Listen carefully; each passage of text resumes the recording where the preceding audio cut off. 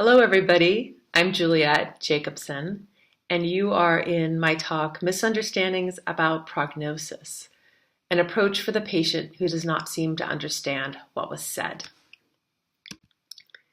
I have no conflicts of interest to disclose related to this presentation, and we have several goals for the next 20 minutes. The first is to understand healthy patterns for coping with prognosis. The second, we'll discuss how clinicians can approach a patient who doesn't seem to understand by generating a differential diagnosis for misunderstanding. And finally, we'll talk briefly about a systems-based solution that coordinates patients' conversations about prognosis over time. So first, healthy coping patterns. As a clinician, you and I both know that patients don't always seem to understand their prognosis. And we're going to together look at an example of that. This is a patient, John, and he has metastatic lung cancer. He's 48 years old, widely metastatic disease. He's a single father of a son. And at this moment, I'm going to show you a video. At this moment, he's stable. His cancer is controlled. And his oncologist estimates his prognosis to be 1 to 2 years. So I'm going to show you a short video of how John is coping with this information. And as you watch the video, I want you to ask yourself, would I think that this is denial? Would I think John's in denial? And I'm going to have you vote, even if it's only in your head. Yes, you think it's denial, or no, you think John's actually coping okay with his prognosis and seems to understand. So we'll be talking about that in a minute or two. But first, here's the video. Can you tell me or talk a little bit about how your life has changed since this diagnosis? Sure. Well, I guess I take better care of myself now. I'm more conscious about what I put into my body. And I've learned a lot. I've learned a lot about chemo and cancer and radiation and things like that. And I think of it like the cancer is a chronic disease, and the chemo's targeting the chemo that I'm taking right now. Is targeting the mutation, and if it mutates again, then they change the chemo. Right. That's kind of how I think about it. And I probably just never really understood things like that before, but it's made me more aware. I guess I'm trying to, like anybody else would, I'm trying to heal myself, right? So it sounds like you're thinking more about the cancer and how that's working, and also about how you can take care of yourself in this process. Yeah, both. How you're taking care of your body. I want to have a long time. Yeah, of course, of course. So, how's your family doing with all this? Oh, families, they're going to be like, cancer, it's the end, and I told them, I said, I'm getting the best treatment, I'm doing the best I can, and, I talked to a lawyer, try to get everything straightened out, get all my ducks in a row, just in case. And thinking about the future and making plans. Just in case. I probably won't need them, but just... Sounds like it's hard to think about.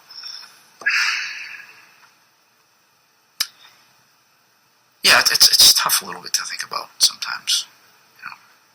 Hey, you know what? Next year, I am going with a group of guys. I'm going to go snowboarding for the first time. Oh, yeah? Ever. Yeah. All my friends, they go all the time, and I've been a big holdout, right? Be careful, that's dangerous. Hey, I said I'm going to go. I promised I'm going to go in January, so that's going to be really Oh, that's wonderful. Yeah. Oh, that's wonderful. Sounds like it'll be nice to be with everybody. And it's something great. New. It's a group of childhood friends who all grew up together, and we're still a little bit in touch. So great. It's kind of cool. Great. Did they contact you because of the cancer, or was this something separate? We've always stayed in touch, but I think that everybody seems to be more in touch lately because of that. Yeah. I'm like, don't worry about it. I'm going to be around for 20 years, but I think everyone's a little nervous for me, Hey, that's what it takes, right? Yeah. Okay, so we're going to pretend vote. I'm going to have you put a nickel down. If you think that was denial and you're worried about denial, and that's usually about half the people. Or you think that, he's doing okay. I think he understands. So think in your head which one you would choose, which cues you saw that made you think one way or another.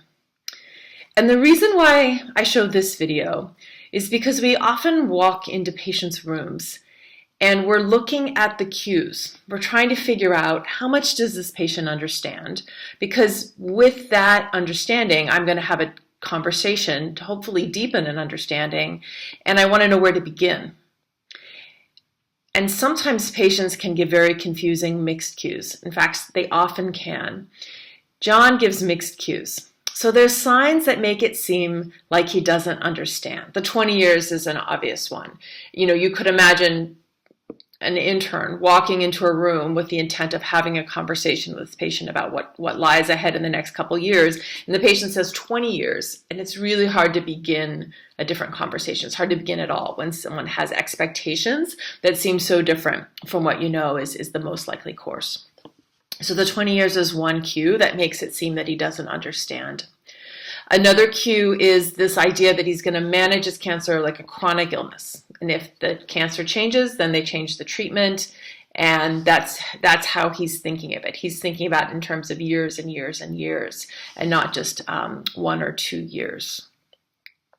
The other cues that it seems like he doesn't seem to understand, people will often say, he needs that lawyer, he's going to see that lawyer, but he doesn't seem to need it enough. He doesn't seem to really understand how much he needs that lawyer. And that's an ambiguous cue. It's often interpreted both ways, but it's one that gives people pause.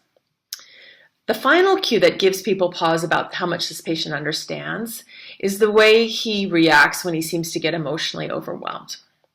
And we know patients process information, prognostic information emotionally, in that they try to take in the feelings that it generates. And also cognitively, they think about what it means. And there's a moment in this tape where John seems to be talking about the lawyer, and then he changes the subject. He kind of goes to the snowboarding, and it seems like he can't sit in that sadness. And we will often interpret a cue like that. It's an emotional cue that a patient is unable to tolerate the truth, and therefore they have to change the subject.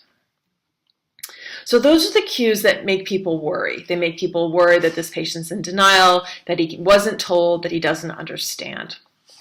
But there's other cues within this tape that maybe suggest a different story. One is the emotional cue. He can't take it, and he does change the subject, but there's sadness in that moment right before he changes the subject. And so we can also be aware that that sadness is evidence of understanding that time is short. Similarly, the cue about the lawyer, the fact that he even thinks he might need a lawyer, gives us some understanding that he knows he might be sick.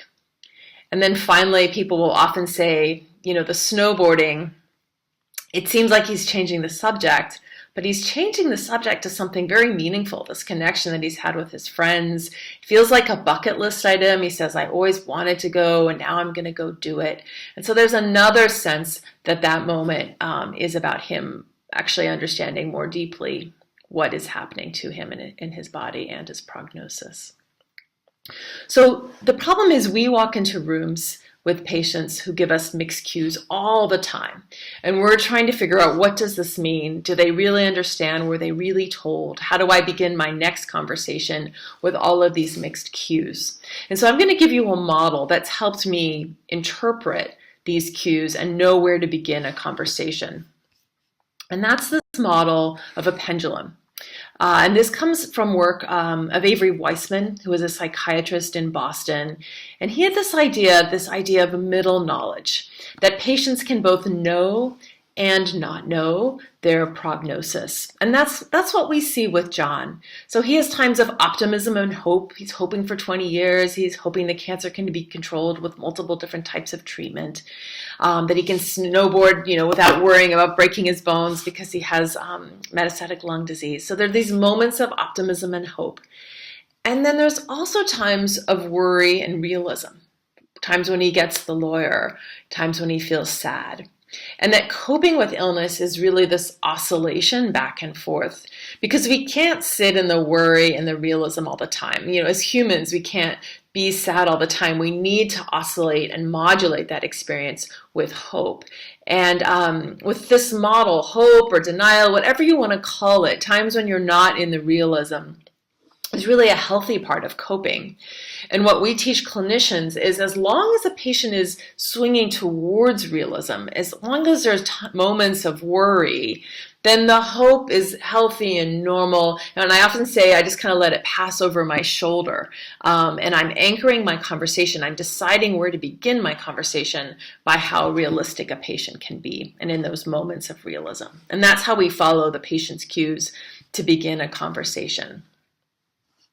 Now, this variability of coping with illness probably explains a lot of the data that we have that suggests patients don't understand what's happening or haven't been told.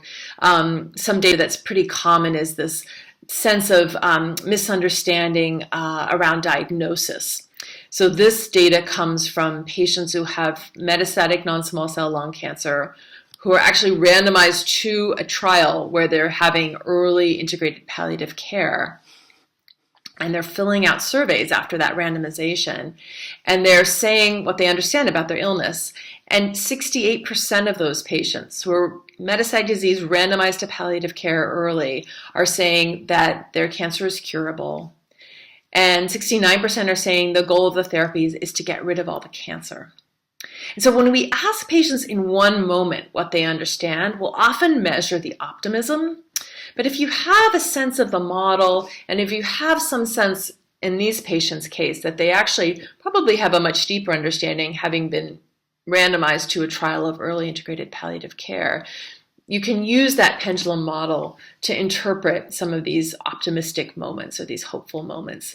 It's also hard. Sometimes people know in their hearts or they know in their heads, but it's another step to fill out a questionnaire and endorse that knowing on paper. So sometimes that can just be too difficult.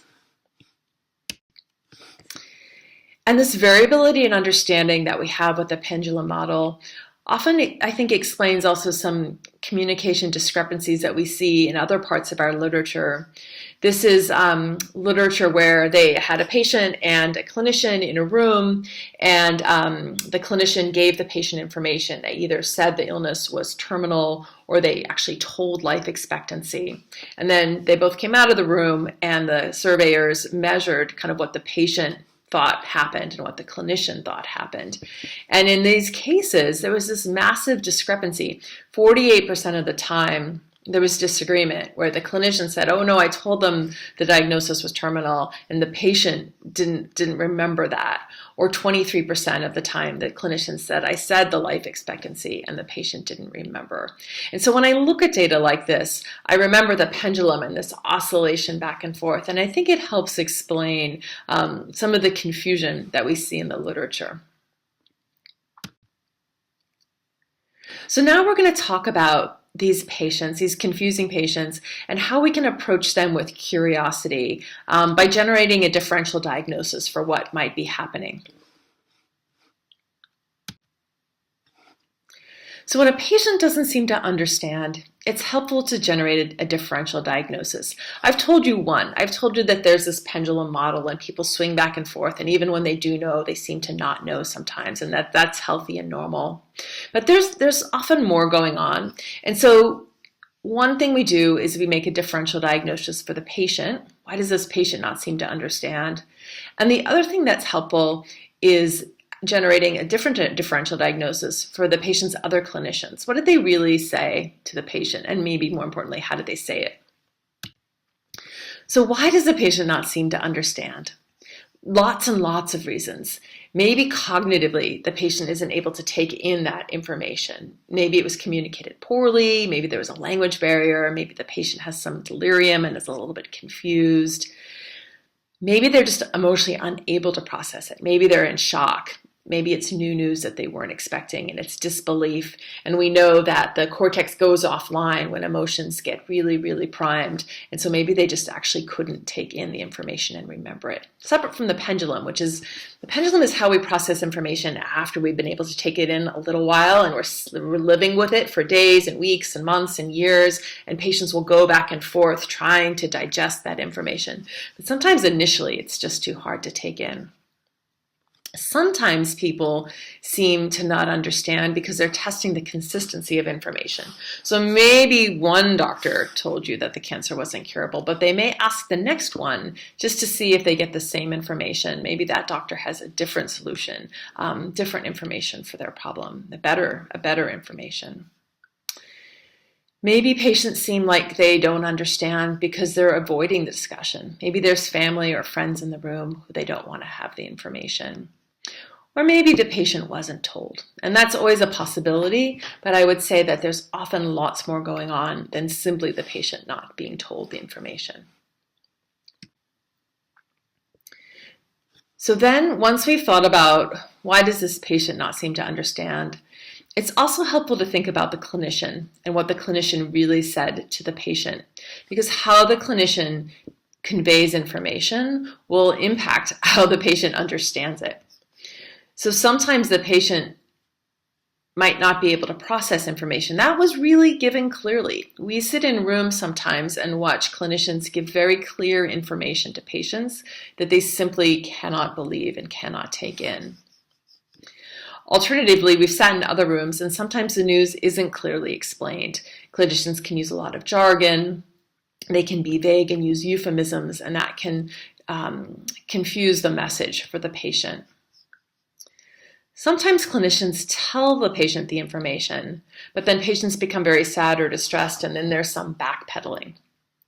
So, a classic example is, maybe the clinician recommends a plan of comfort care, and then the patient becomes very sad, and the clinician says, well, maybe we can look into other options, or maybe I'll look at that scan again and see maybe things weren't as bad as it seemed. And that's I do it too. It's a natural response to try and comfort somebody when the news that we have to deliver is very difficult. And finally, sometimes the clinician hasn't given the prognostic information. Sometimes clinicians make personal decisions that the patient isn't ready for information or that the information's too unclear. And so sometimes patients don't have the information that they may want or need. When you judge that a patient maybe hasn't gotten the information that they need, it's important to make that kind of determination, because we know that patients who have conversations about end of life do make different medical decisions and often different personal decisions as well. This was a study that was done with a cohort of patients. The prognosis was estimated to be about a year, and they filled out surveys throughout the study. And at some point in the surveys, they were asked if they'd ever had an end of life discussion. And the survey didn't say kind of what that discussion was. We have no idea about what the quality was. But the important thing was that patients who remembered having that discussion made different medical decisions. And so those patients were often less likely to be intubated, they were less likely to be resuscitated, less likely to enroll in the ICU, and more likely to be on hospice. And maybe most importantly, those patients who remembered having that end-of-life discussion weren't more worried, they weren't more depressed. So we know that these conversations are important, they're associated with medical outcomes, and they're not associated with psychological harm. So finally, in the last few minutes, we're going to just look briefly at a systems-based solution that helps coordinate conversations over time. And this is a solution that we've implemented in my hospital system using Epic. And what we've created is an advanced care planning module. So it's a centralized location where all conversations about serious illness care can be documented by any clinician. So by physicians, by nurse practitioners, by social workers, by chaplains, by PT, OT, anybody who maybe has a conversation or who processes a conversation with a patient. The patient may have had the conversation with their oncologist but has a lot to say about it and is thinking about it with the nurse. Anyone who has one of those conversations can put it in the module, and this helps us understand really what patients understand about their prognosis and how they're processing that over time. And so you can see here, this module documents what the patient's illness understanding is, their hopes, their worries, what prognostic information was shared or discussed, their important values, and any recommendations the clinician might have made. And we can look at these conversations longitudinally. So this is a patient who had 3 conversations, one in 2017, one in 2018, and one in 2019. And you can imagine if you saw this patient in the emergency room and they were hoping for 20 years, it would be really helpful to be able to go back and look at what they were told, right? So in 2017, they were told to expect a continued decline. The prognosis would be months to years, and this was incurable. And then that message was reinforced in 2018 and 2019. And so you can see a tool like this can be very helpful for the clinical team to have a deep understanding of what the patient has been told, and also for us to build on conversations about prognosis over time so that we can help support patients as they swing back and forth between those moments of hope and those moments of realism. So our take-home message is that patients often hear something different than what was said for many different reasons. And discussions about prognosis will vary depending on how patients are coping, how much they're able to discuss, where they're swinging on that pendulum, and also the clinical urgency, how important it is that day to have a conversation. Thank you very much.